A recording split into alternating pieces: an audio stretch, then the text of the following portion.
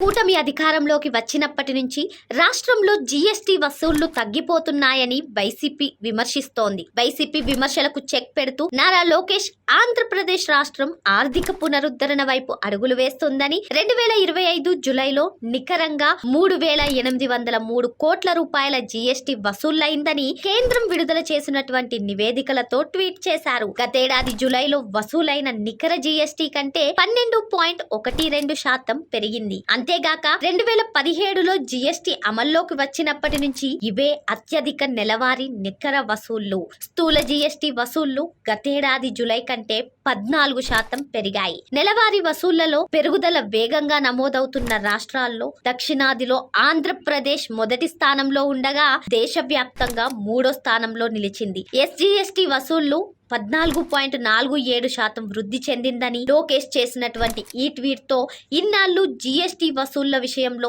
YCP చేస్తున్నటువంటి fake ప్రచారానికి తెరపడింది.